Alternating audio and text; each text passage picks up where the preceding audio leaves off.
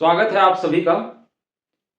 बाल विकास का अधिगम से संबंधित यहाँ पर हम 50 एमसीक्यू लेकर के आए हैं जो कि सीटीएटी परीक्षा के दृष्टिकोण से बहुत ही इंपॉर्टेंट होने वाली है। तो यहाँ पर जो सबसे पहला जैसा क्वेश्चन है कि अधिगम, जिसको अंग्रेजी में कहें लर्निंग, की सबसे उपयुक्त परिभाषा क्या है। ऑप्शन है यहाँ पर जन्मजात क्षमताओं का विकास, या फिर कहें अनुभव के परिणाम स्वरूप व्यवहार में अपेक्षाकृत स्थायी परिवर्तन, या फिर शारीरिक परिवर्तनों की प्रक्रिया, या फिर बुद्धि में वृद्धि। तो अधिगम की जो सबसे उपयुक्त परिभाषा होगी वो है यहां पर जो बी ऑप्शन है, अनुभवों के परिणाम स्वरूप व्यवहार में अपेक्षाकृत स्थायी परिवर्तन, और ये हिलगार्ड और क्रोनबेक के अनुसार है। ठीक है, नेक्स्ट है आपका कि निम्नलिखित में से कौन सा परिवर्तन अधिगम का उदाहरण नहीं है की बात हो रही है। ठीक है, तो यहां पर हम देख रहे हैं कि आपका ऑप्शन है कि बच्चा साइकिल चलाना सीखता है, किशोरावस्था में आवाज का भारी होना, बच्चा अंग्रेजी के नए शब्द सीखता है, और बच्चा अभ्यास द्वारा गणित हल करना सीखता है। तो जो सीखता है वो तो अधिगम होगा ही। यहां पर अधिगम का उदाहरण नहीं है कि बात हो रही है, तो यहां पर भी ऑप्शन किशोरावस्था में आवाज का भारी होना ये होगा। और ये किसका उदाहरण है? यह है परिपक्वता का। ठीक है, यह जो कि आनुवंशिक रूप से निर्धारित है और अनुभव द्वारा यह आधारित नहीं होती। अनुभव द्वारा जो आधारित रहेगी उसको हम अधिगम के अंतर्गत रखेंगे, अनुभव और अभ्यास। ठीक है, नेक्स्ट है आपका कि सीखना अनुभवों का संगठन है। यह कथन किसका है? वुडवर्थ, गेसेल, हर्लॉग या क्रॉ एंड क्रो। तो इसका सही आंसर रहेगा वुडवर्थ। ठीक है, नेक्स्ट है आपका वुडवर्थ के अनुसार अधिगम क्या है? आदतों का अर्जन या नवीन ज्ञान और नवीन प्रतिक्रियाओं को प्राप्त करने की प्रक्रिया, या अनुभवों का पुनर्गठन, या फिर कहें व्यवहार में अस्थायी परिवर्तन। तो इसका सही आंसर रहेगा बी ऑप्शन, नवीन ज्ञान और नवीन प्रतिक्रियाओं को प्राप्त करने की प्रक्रिया। ये वुडवर्थ के अनुसार अधिगम कहलाता है। नेक्स्ट है हिलगार्ड के अनुसार अधिगम किसके परिणाम स्वरूप होता है। और यहां पर जैसा कि ऑप्शन है पर्यावरण के यहां पर देख रहे हैं कि परिपक्वता है, अनुवांशिकता है, पर्यावरण के साथ अंतःक्रिया है, थकान है। तो इसका सही आंसर क्या हो जाएगा? इसका सही आंसर होगा सी ऑप्शन, पर्यावरण के साथ अंतःक्रिया। ठीक है, यहां पर हम देख रहे हैं कि परिपक्वता ये तो अधिगम के अंतर्गत नहीं आएगी, अनुवांशिकता भी हो गया, और ये थकान, इनके परिणाम स्वरूप जो भी कुछ मिलता है ना उसको हम अधिगम नहीं कहेंगे।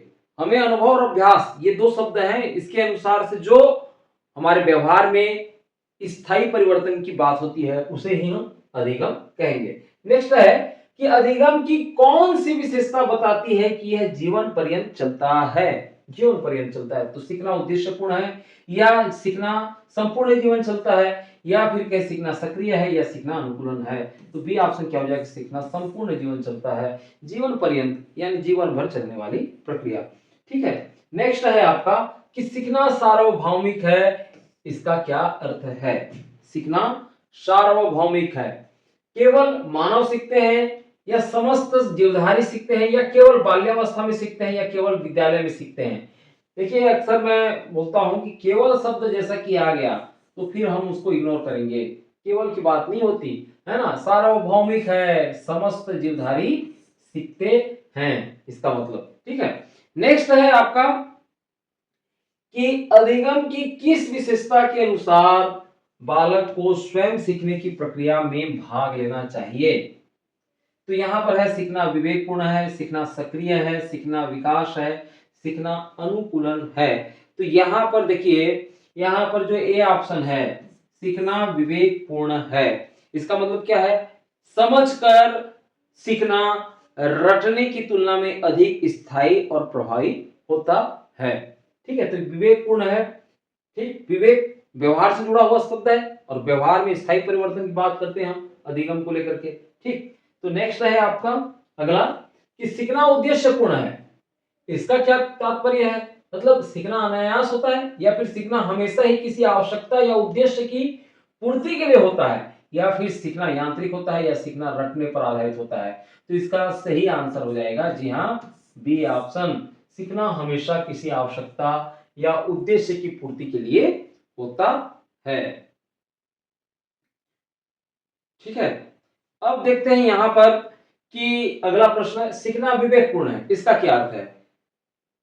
यहां पर ऑप्शन है यह बिना समझे रटना है, या फिर यह यांत्रिक क्रियाओं का परिणाम है, या फिर कहें समझ कर सीखना रटने से अधिक स्थायी होता है, या फिर डी ऑप्शन यह केवल उच्च बुद्धि वालों के लिए है। सही इसका आंसर हो जाएगा सी ऑप्शन, समझ कर सीखना रटने से अधिक स्थायी होता है। ठीक है, रटना एक प्रकार से यांत्रिक स्मृति का एक एग्जाम्पल है। ठीक है, तो उसकी तुलना में आपका समझ करके सीखना ये ज्यादा स्थायी रहेगा। नेक्स्ट है कि नए और पुराने अनुभवों का पुनर्गठन करके सीखना यह अधिगम की किस विशेषता को दर्शाता है? ठीक, तो यहां पर जिस तरह से ऑप्शन है सीखना विकास है, या फिर सीखना अनुभवों का संगठन है, या फिर कहें सीखना अनुकूलन है, या सीखना परिवर्तन है, तो यहाँ जो ऑप्शन है बी ऑप्शन, सीखना अनुभवों का संगठन है। ठीक, नए और पुराने अनुभवों का पुनर्गठन करके सीखना यानी सीखना अनुभवों का संगठन है, ये इस विशेषता को बताता है। और किसने कहा था? ये वुडवर्थ ने कहा था। ठीक है, वुडवर्थ इस चीज को बताते हैं कि नए और पुराने जो अनुभव हैं उसका पुनर्गठन ये सीखने की अनुभवों का संगठन की विशेषता है। ठीक, अभी अगला देखें हम, सीखा हुआ व्यवहार नए परिवेश में भी प्रयोग होना चाहिए। सीखा हुआ व्यवहार नए परिवेश में भी प्रयोग होना चाहिए, यह किस अधिगम विशेषता से संबंधित है? यहां पर देखिए, सीखना सक्रिय है या सीखना नया कार्य करना है, स्थानांतरण। ठीक, सीखना विवेकपूर्ण है या सीखना सार्वभौमिक है। तो यहां पर सीखा हुआ व्यवहार नए परिवेश में भी क्या होना चाहिए? प्रयोग होना चाहिए। इसको ही कहते हैं अधिगम का स्थानांतरण। ठीक है, याद रहेगा, अधिगम का स्थानांतरण। और वुडवर्थ ने इसको कहा था, और सीखना नया कार्य करना है, ऐसा उन्होंने कहा था। वुडवर्थ क्या बोलते हैं कि सीखना जो है नया कार्य करना है, ये याद रहे आप लोगों को। नेक्स्ट है आपका कि अधिगम का विकास से संबंध किस प्रकार का है? अधिगम का विकास से संबंध किस प्रकार का है? कि अधिगम विकास का एक भाग है, या विकास अधिगम का एक भाग है, या दोनों एक दूसरे के पूरक हैं और साथ साथ चलते हैं, या कोई संबंध नहीं है? क्या लगता है आपको? देखिए, अधिगम और विकास एक दूसरे के पूरक होते हैं और साथ साथ चलते हैं, जैसे एक सिक्के के दो पहलू। बिना अधिगम के विकास संभव नहीं है, और बिना विकास के अधिगम संभव नहीं है। ठीक, तो ये यहां पर सी ऑप्शन क्या हो जाएगा? दोनों एक दूसरे के पूरक हैं। यहां पर देखते हैं कि डी बराबर एफ और कोष्टक में है एम गुणित एल, सूत्र में डी, एम और एल क्या है? ठीक है, तो यहां पर हम देख रहे हैं कि डी बराबर डेवलपमेंट, मेमोरी एम बराबर, या फिर लैंग्वेज एल बराबर, या फिर डेवलपमेंट, मैच्योरेशन या लर्निंग, या डिस्कवरी, मोटिवेशन या लैंग्वेज, या डेवलपमेंट, मोटिवेशनल या लर्निंग। यहां पर जो सूत्र है, यहां पर डी का मतलब होता है डेवलपमेंट यानी विकास। ठीक, और उसके बाद है एम, एम का मतलब होगा मैच्योरेशन, है ना, परिपक्वता, परिपक्वता। और एल, एल का अर्थ होगा लर्निंग, अधिगम से। ठीक है, तो यहां पर कौन सा है? बी ऑप्शन इसका सही आंसर होगा। ये सूत्र याद रहे। ठीक, इसी को बोलते हैं कि विकास जो है लर्निंग के बिना माने अधिगम के बिना संभव नहीं है, और अधिगम भी विकास के बिना संभव नहीं है। क्योंकि देखिए, इस सूत्र से ही पता चल रहा है कि दोनों एक दूसरे से किस तरह से संबंधित हैं। नेक्स्ट है यहां पर किसी सूत्र से प्रश्न है कि डी बराबर एफ, और यहां पर कोष्टक में एम गुणित एल सूत्र किसने प्रतिपादित किया? और यहां पर है ऑप्शन गेसेल, पियाजे, कार्माइकल एवं मेग्रा, या फिर कहें हर्लॉक। तो कौन सा उत्तर है? जी हाँ, सी ऑप्शन, कार्माइल को आप याद रखेंगे। कार्माइल एवं मेग्रा ने ये सूत्र प्रतिपादित किया था। नेक्स्ट है कि विकास बराबर परिपक्वता और अधिगम, उसी सूत्र की बात हो रही है। यदि परिपक्वता माने आपका परिपक्वता जो है वो m शून्य हो तो विकास क्या होगा? क्या होगा? शून्य होगा। ठीक है, क्योंकि देखिए अब परिपक्वता ही शून्य है तो अधिगम जितना भी होता रहे विकास जो है संभव नहीं है, तो इसलिए शून्य होगा। यहाँ पर अधिगम शून्य, परिपक्वता पर निर्भर नहीं है, असीमित, इस तरह से उदाहरण मतलब विकल्प दिए हैं, लेकिन क्या होगा? विकास जो है शून्य होगा।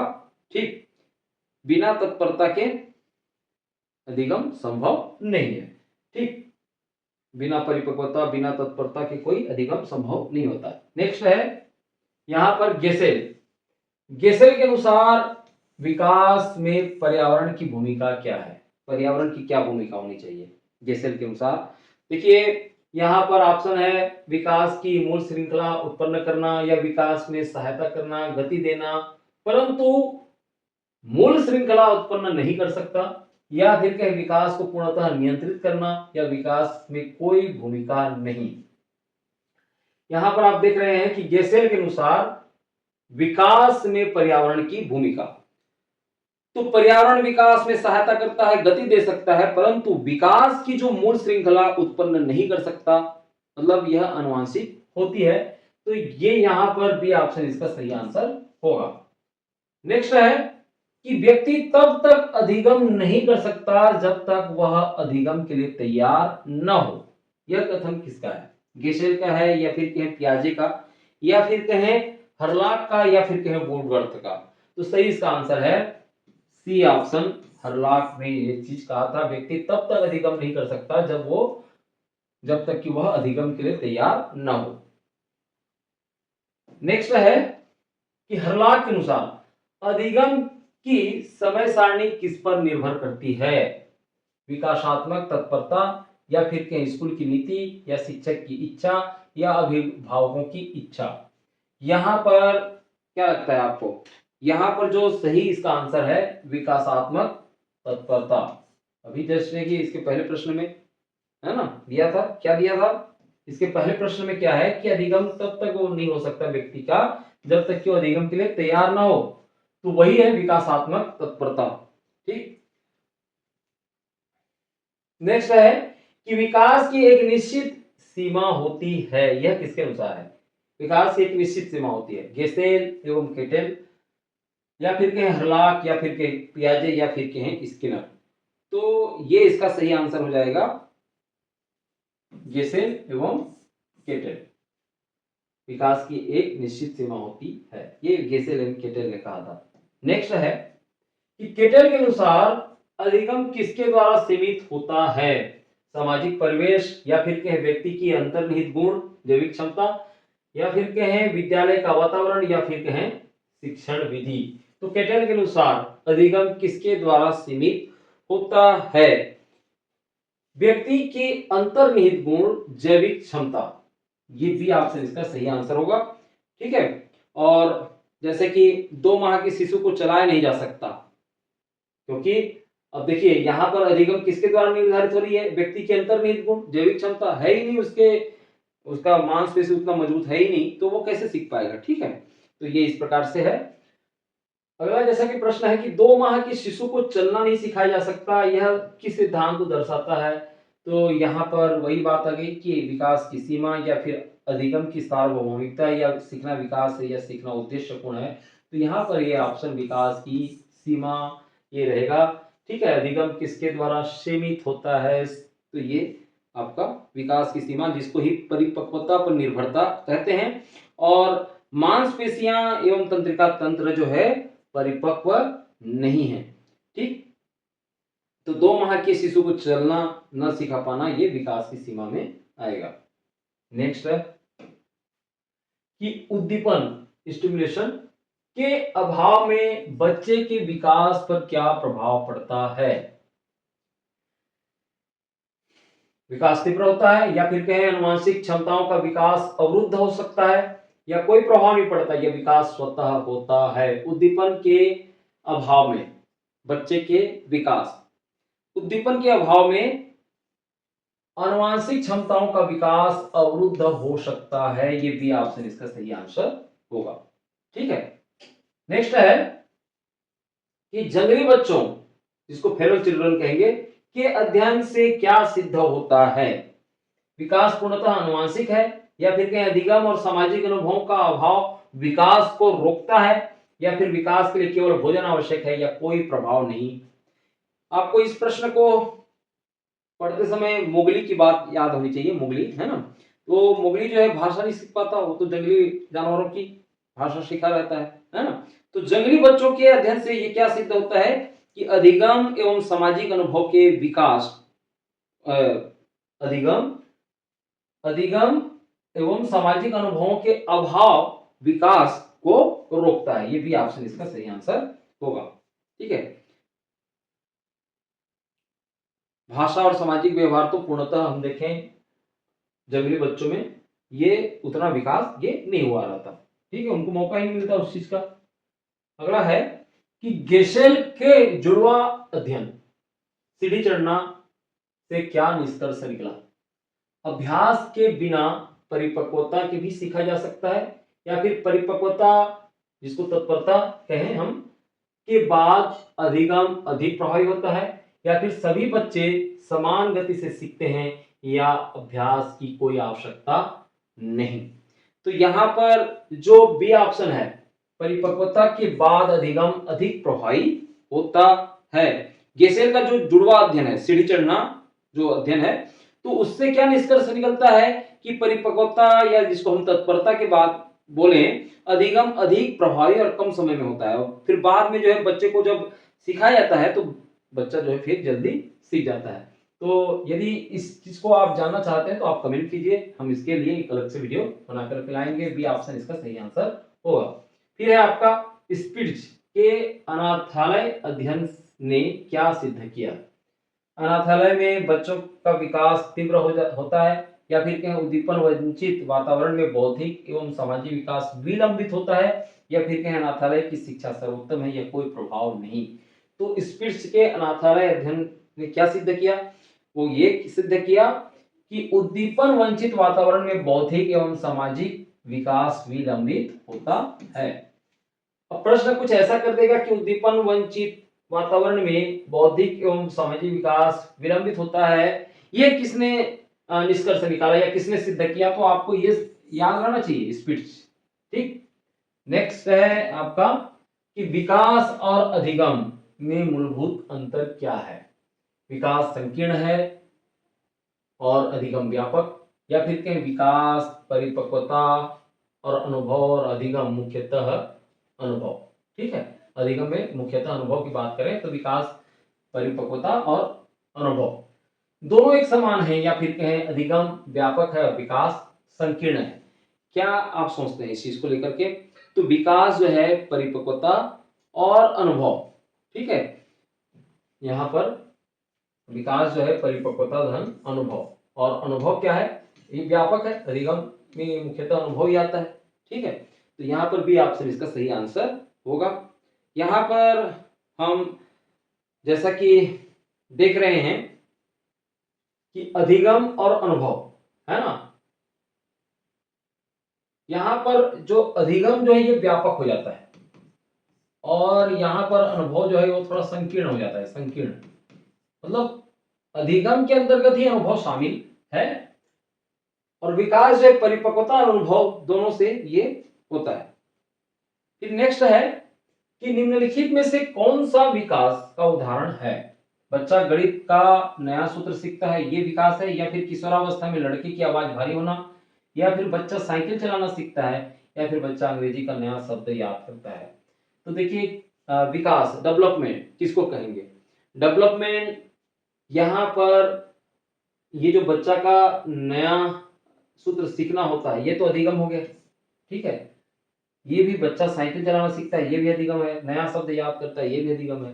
लेकिन डेवलपमेंट की बात करें तो विकास परिपक्वता है ना, किशोरावस्था में लड़के की आवाज भारी होना, ये भी ऑप्शन इसका सही आंसर होगा। निम्नलिखित में से कौन सा अधिगम का उदाहरण है? बच्चे का लंबा होना, या फिर कहें दांतों का निकलना, या फिर बच्चा कविता याद करता है, या किशोरावस्था में शारीरिक परिवर्तन। ये जो जितने भी है ना, ये तीनों ऑप्शन ए, बी और डी, ये जैविक परिवर्तन की बात है। यहां पर हम देखें तो बच्चा कविता याद करता है, ये अधिगम का उदाहरण होगा। सीखना अनुकूलन है, इसका क्या तात्पर्य है? सीखना अनुकूलन है, वातावरण से अनुकूलन करने हेतु आवश्यक है सीखना, या फिर कहें सीखना केवल विद्यालय में होता है, या फिर सीखना अचानक होता है, या केवल बचपन में होता है। सही इसका आंसर रहेगा सीखना वातावरण से अनुकूलन करने हेतु आवश्यक है। अनुकूलन समझते हैं, वातावरण के साथ सामंजस्य स्थापित करना। ठीक है, प्रथम बार में तो कोई भी स्ट्रगल करेगा ही, संघर्ष होगा ही, नया वातावरण में अपने आप को ढालना। लेकिन जैसे वो ढाल लेता है, वो किसके बदौलत होता है? वही आपके सीखना है, उसी को हम सीखना अनुकूलन है ये कहते हैं। नेक्स्ट है कि निम्नलिखित में से कौन सा अधिगम की विशेषता नहीं है? अधिगम की विशेषता नहीं है की बात हो रही है।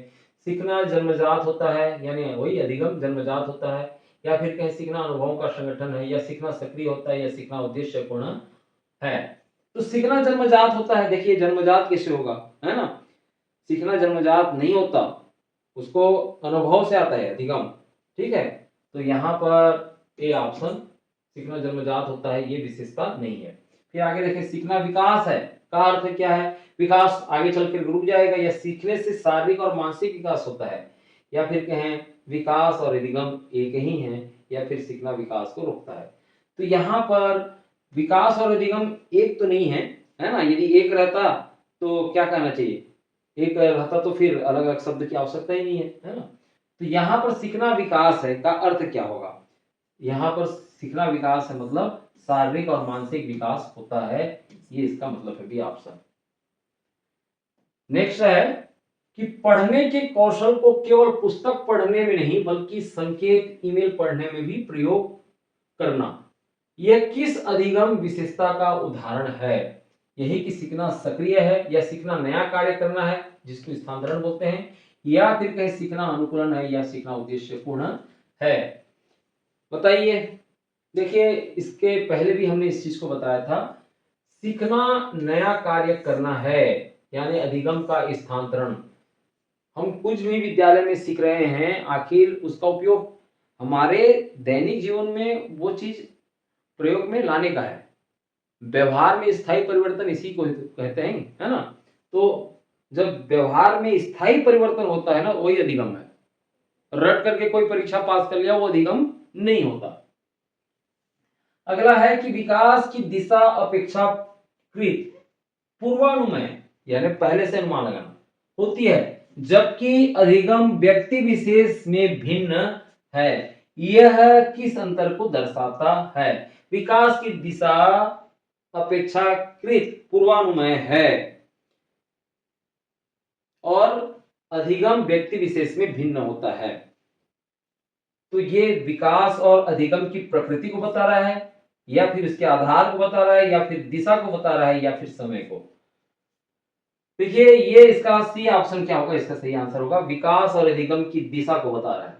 ठीक है, विकास की दिशा अपेक्षाकृत पूर्वानुमेय होती है और अधिगम व्यक्ति विशेष में भिन्न होता है। ठीक, नेक्स्ट है कि निम्नलिखित में से कौन सा कथन अधिगम के बारे में सत्य है? अधिगम केवल बाल्यावस्था में होता है, या फिर कहें अधिगम अनुभव आधारित होता है, या अधिगम आनुवांशिक है, या फिर कहें अधिगम जो है परिपक्वता पर निर्भर नहीं करता बोल रहा है। इसका सही आंसर है बी ऑप्शन, अधिगम अनुभव पर आधारित होता है। कौन सा कथन सत्य है ये पूछा है, बी ऑप्शन। नेक्स्ट है सीखना यांत्रिक नहीं बल्कि विवेकपूर्ण है। इसका शिक्षण में क्या निहितार्थ है? छात्रों को रटने को कहना चाहिए, या फिर कहें अवधारणाओं को समझा कर सीखना चाहिए, या फिर केवल अभ्यास देना चाहिए, केवल परीक्षा पर ध्यान देना चाहिए। सीखना यांत्रिक नहीं बल्कि विवेकपूर्ण है। देखिए अवधारणाओं को समझ कर सीखना चाहिए, ठीक है, वही अधिगम कहलाएगा। तो इसका शिक्षण में शिक्षण में यही इसका निहितार्थ है। नेक्स्ट है कि वैयक्तिक भिन्नताएं अधिगम को किस प्रकार प्रभावित करती हैं। सभी व्यक्ति समान गति से सीखते हैं, ऐसा है क्या? नहीं। व्यक्ति की रुचि, अभिवृत्ति और व्यवहार अधिगम को प्रभावित करते हैं, या फिर कहें व्यक्तिगत भिन्नताओं का अधिगम पर कोई प्रभाव नहीं, या फिर कहें केवल बुद्धि अधिगम को प्रभावित करती है। इसका सही आंसर रहेगा आपका बी ऑप्शन, व्यक्ति की रुचि, अभिवृत्ति और व्यवहार अधिगम को प्रभावित करते हैं। सभी एक जैसे नहीं सीख सकते, ठीक है, इसी को हम व्यक्तिगत भिन्नता कहते हैं।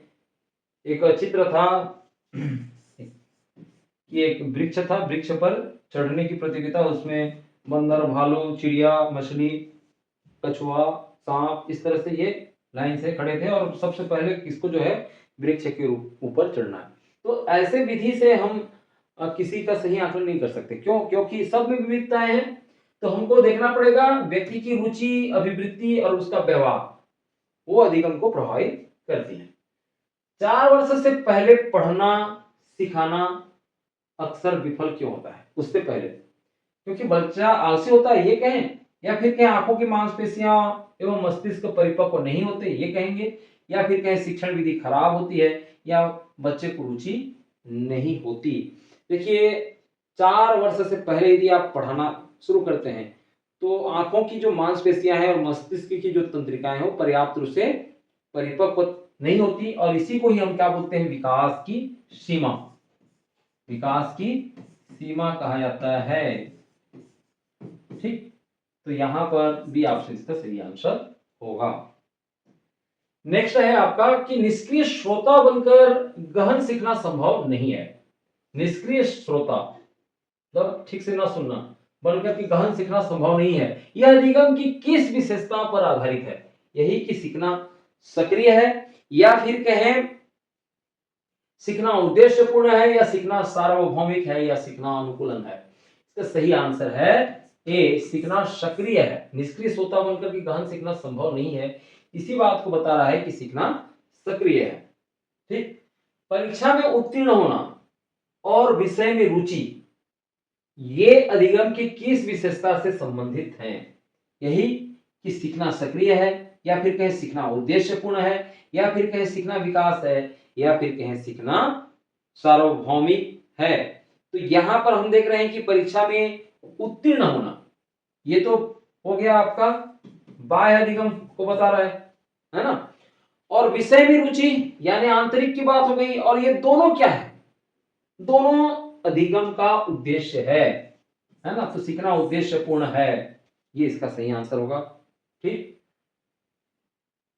आप उस कोई बच्चा जो है यदि सीखा हुआ है ना, विषय में उसकी रुचि है, वो तो आंतरिक बात है, और रुचि हमको दिखाई कैसे देगा? जब हम उसका मूल्यांकन करेंगे, और मूल्यांकन करेंगे तो वो उत्तीर्ण होगा, वो फिर हमको बाह्य रूप से दिखेगा भी। तो अधिगम के दोनों लक्ष्य होते हैं, है ना, दोनों उद्देश्य होते हैं, तो सीखना उद्देश्यपूर्ण है। अब आगे जो हम प्रश्न देखेंगे वो प्रश्न है कथन कारण प्रकार के प्रश्न। अक्सर जो है इस तरह से आजकल जो है प्रश्न पूछे जा रहे हैं। अब यहां पर देख रहे हैं कि निर्देश है कि नीचे दिए गए प्रत्येक प्रश्न में एक कथन ए और एक कारण दिया गया है आर, तो सही विकल्प चुने। ए आर दोनों सही हैं और आर ए की सही व्याख्या है। यदि दोनों सही हो और आर यदि ए की सही व्याख्या करे तो वो ए ऑप्शन है। यदि दोनों सही हैं और आर ए की सही व्याख्या नहीं करता है तो बी ऑप्शन। यदि ए सही है आर गलत है तो सी ऑप्शन, और ए गलत है आर सही है तो डी ऑप्शन। तो इस प्रकार के प्रश्न में किस तरह से हल करते हैं, देखिए कथन अधिगम अनुभव के परिणाम स्वरूप व्यवहार में परिवर्तन है। ये क्या लगता है आपको, सही है? जी हाँ, ये सही है, ठीक।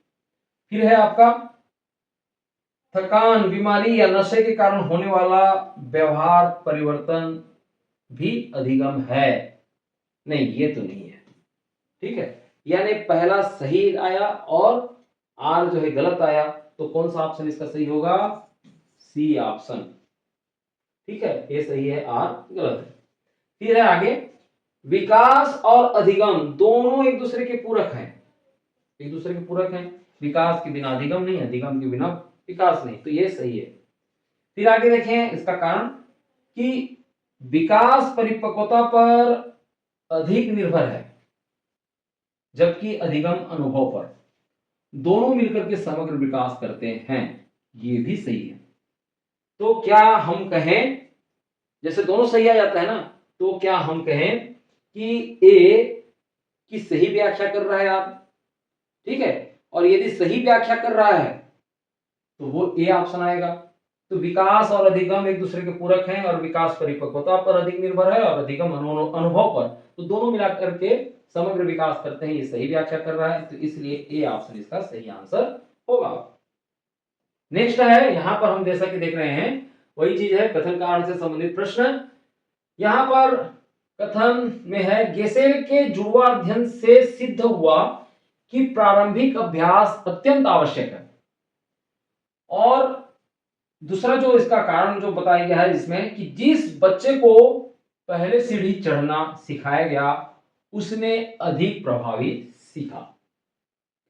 तो यहां पर जैसा कि गेसेल ने क्या सिद्ध किया था कि प्रारंभिक अभ्यास अत्यंत आवश्यक नहीं है। यहां पर क्या बात हो रही है कि प्रारंभिक अभ्यास अत्यंत आवश्यक है, तो नहीं है ये। तो क्या आवश्यक है? आवश्यक है तत्परता और परिपक्वता, ये अधिक महत्वपूर्ण है, ठीक है। गेसेल के जुड़वा अध्ययन से सिद्ध हुआ कि प्रारंभिक अभ्यास अत्यंत आवश्यक है, तो ये गलत है, बल्कि क्या है, क्या सिद्ध हुआ था? तत्परता, जिसको हम परिपक्वता कहेंगे। और जिस बच्चे को पहले सीढ़ी चढ़ाना सिखाया गया उसने अधिक प्रभावी सीखा, तो ये भी गलत है, क्योंकि जिस बच्चे को बाद में यानी 53 सप्ताह के बाद सिखाया गया तो उसने अधिक प्रभावी और कम समय में सीखा, पहले वाले ने नहीं, ठीक है। तो ये भी गलत है। ऐसा नहीं है कि जिसने पहले चढ़ना सिखाया गया, देखिए बच्चे की बात हो रही है, इससे क्या पता चल रही है कि विकास की एक सीमा होती है, आप छोटे बच्चे को उससे ज्यादा अपेक्षा नहीं कर सकते। एक सही समय में सही चीज का सिखाना बहुत जरूरी है। उससे पहले यदि आप अधीरता दिखाएंगे तो उससे कोई मतलब नहीं है, वो नहीं सीखेगा, ठीक है। तो ये होता है। अगला हम देखें, यदि बच्चे को उपयुक्त उद्दीपन न मिले तो उसकी आनुवंशिक क्षमता का विकास अवरुद्ध हो सकता है। उपयुक्त उद्दीपन न मिले की बात हो रही है, तो उसकी आनुवंशिक क्षमताओं का विकास अवरुद्ध हो सकता है। और यहां पर दूसरा जो कथन है वो क्या है, दूसरा जो कारण है, विकास के लिए केवल आनुवंशिकता पर्याप्त है, उद्दीपन आवश्यक नहीं। तो यहां पर हम देख रहे हैं कि उपयुक्त उद्दीपन न मिले तो आनुवंशिक क्षमता का विकास अवरुद्ध हो सकता है, ये बात तो सही है। लेकिन विकास के लिए केवल, ये जो केवल शब्द है ना, ये जो आता है ना, इससे बहुत कुछ जो है हिंट मिल जाता है अपने को। तो विकास के लिए केवल आनुवंशिक पर्याप्त है, उद्दीपन आवश्यकता नहीं, ये जो कहना है ये गलत है। तो इस हिसाब से यदि कह रहा है तो कौन सा ऑप्शन सही होगा? ए सही है, आर गलत है, तो सी ऑप्शन इसका सही होगा।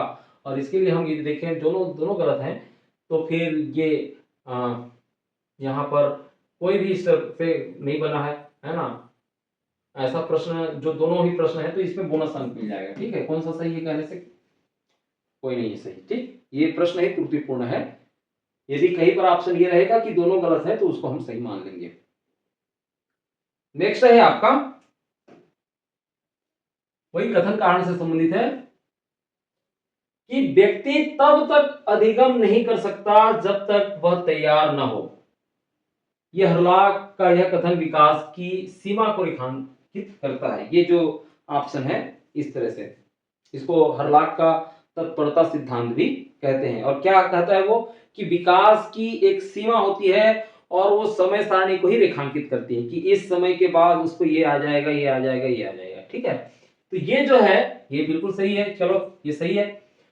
विकासात्मक तत्परता अधिगम के समय और प्रभावशीलता को निर्धारित करती है, तो ये भी सही है, ठीक है। तो इसलिए दोनों सही है। और ये ए और आर दोनों सही हैं और आर ए की सही व्याख्या कर रहा है, इसलिए ए ऑप्शन इसका सही आंसर होगा, ठीक है। अगला जैसा कि कुछ प्रश्न है, कुछ इस तरह से भी प्रश्न पूछते हैं कि एक शिक्षिका कक्षा 1 के बच्चों को लिखना सिखा रही है, ठीक है। परंतु कुछ बच्चे पेंसिल पकड़ने में असमर्थ हैं। इसका सबसे संभावित कारण क्या है? क्या है इसका सबसे संभावित कारण? यही कि बच्चे आलसी हैं। तुम लोग आलसी हो करके डांटते हैं मैडम लोग या फिर सर लोग, कोई भी, है ना?